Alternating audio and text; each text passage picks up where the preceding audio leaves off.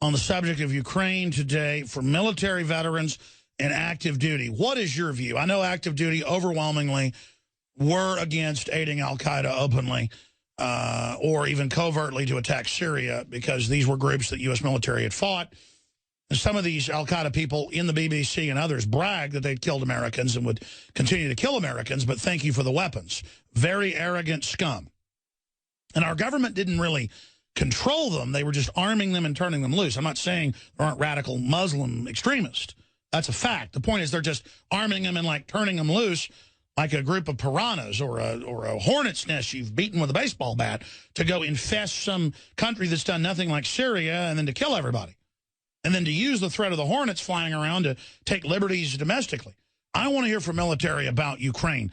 Where do you stand on this? Because it's a very complex issue. And I don't, again, sit there and romanticize. It's the only word to describe it, what's going on with Putin and the Russians. But they're being pushed by NATO, in my view, and that is a fact. They're being pushed by Soros and the State Department and John Kerry.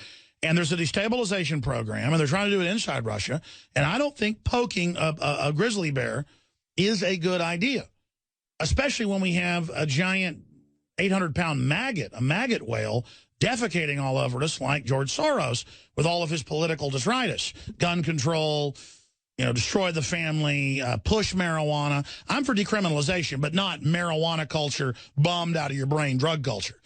Just because I don't want to fill the prisons with nonviolent offenders doesn't mean I endorse the monstrosity that is Denver now and this culture of not working and staying so stoned out of your melon that you don't even know how to tie your shoelaces. Again, all of this in moderation, ladies and gentlemen. So I want military personnel's take on that. Police, your take on it. But most importantly, because we got 20 phone lines on Sunday. We run our own system on Sunday, not weekdays, because I still do it through Genesis, and it's good backup, and they're up in Minnesota, and they're good guys. Well, they only have 6 phone lines. We have 20 phone lines. We actually have 100. We dial it down to 20. And when we open it up for a few minutes, and then we turn it back off, that's the calls that come in. I've been on national shows. We're getting 10 calls they're excited about. We could take 100 phone calls in 5 minutes. It would come in, more than 100. Maybe a minute. But the point is, please, folks, don't call if you're not military active duty or recently got out or served in Eastern Europe and have a real view on this. I'll try to go to you quickly in the next segment. Or if you've been in politics over in Eastern Europe, you're a Ukrainian or Russian, give us your view. I don't care if you disagree with me. I really want to hear what you have to say. I want to figure this out. I don't just go with one view and stick with it. I do my homework. And this is a fluid situation. But also, if you live in Ukraine, you got to call your country code in our 1-800 and use your digital phone or your audio, whatever it is, computer system. The toll-free number to join us here is 877-789-ALEX. That's 877-789-2539. Again, that's 877-789-2539. And international, we have an international line, is 512-646-1776. Well, that's a politically incorrect FCC banned number, but being sarcastic. Well, they do want to put them in newsrooms now, so I guess it isn't a joke. 512-646. Careful what you joke about, huh? May become true. Careful what you wish for. I don't wish for it. 512-646-1776. You dial your country access code, 512-646-1776. Military, active duty, or recently out, or you're there 20 years ago in Ukraine. I want your take on it, 877-789-ALEX. Please, folks, we need this intel and to have this college of discussion. Don't call if it's not on that subject, because we don't really screen your calls. I want to discuss how you're really Jeff Bridges and how I'm schizophrenic. No, we're not going to have you on right now. This is time for grown-ups, ladies and gentlemen. I had somebody on the street like 2 weeks ago. Hey, Jeff. I didn't. Come on, Alex. You know you're really Jeff Bridges. I turned around. The person really thought I was Jeff Bridges. I didn't know that was a whole other internet conspiracy. I'm Bill Hicks and Jeff Bridges. Folks, you didn't know that I'm actually really the guy that does House of Cards, or what's that show called? House of Cards. I'm really Kevin Spacey, ladies and gentlemen. I look more like Kevin Spacey, who I'm a fan of, even though I can't remember his name, than I am of Bill Hicks or Jeff Bridges. So I want to start that conspiracy. That's pretty cool. I'm actually Kevin Spacey. They're going to pick up on that and believe it. See, that's the problem. The mainstream media has lost all credibility. And so now there's a vacuum, and the public doesn't believe anything. They don't even believe me 3 days before the mainstream news reported it, that the Russians started moving into eastern Ukraine, even though it was confirmed, and they passed it in the Duma 2 days ago. That's the government in Russia. They don't even believe Russia exists. 1 in 4 Americans doesn't even know the planet orbits the sun. We can go out and get 9 out of 10 Austinites at UT with degrees going, I'm a chemist. And should we ban dihydrogen monoxide for Obama? For Obama, anything, Obama, Obama. And we actually have that video where they called to ban dihydrogen monoxide. They called to ban water. Mark Dice has done it out in L.A. Penn and Teller did it before. They said, for the Earth, we're going to ban dihydrogen monoxide and sodium chloride. That's salt. Dihydrogen monoxide is water.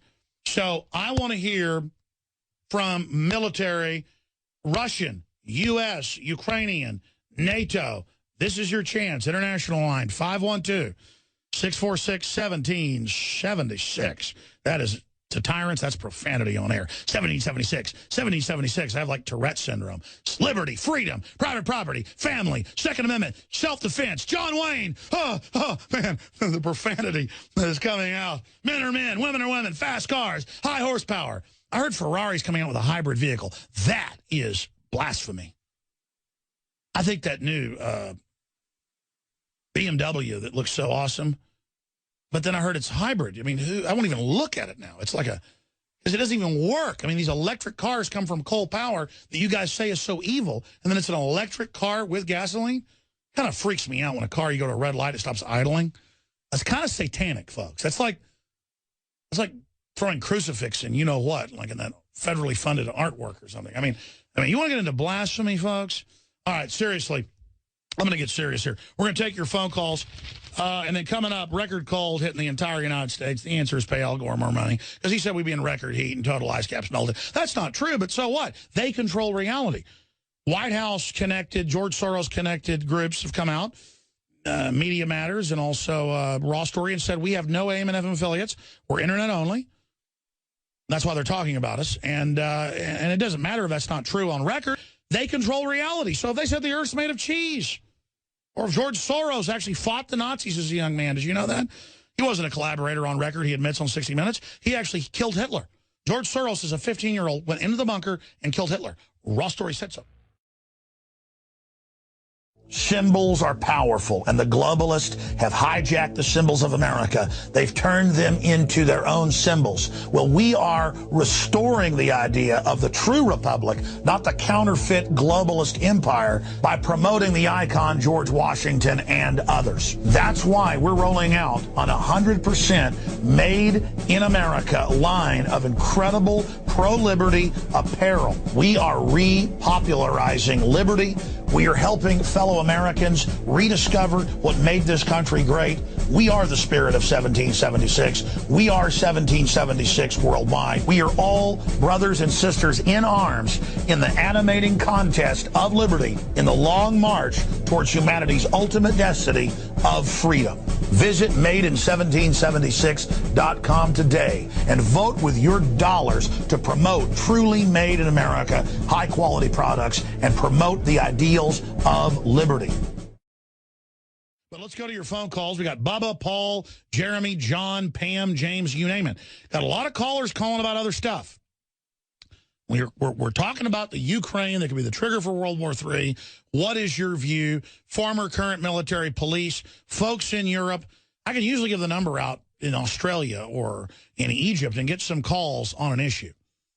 I don't see anybody from Ukraine. I got Canada, Illinois, which is kind of like the Soviet Union. So I guess from kind of like 1982 from the Soviet Union. Illinois is a great state, but it's kind of run by the Soviet Union.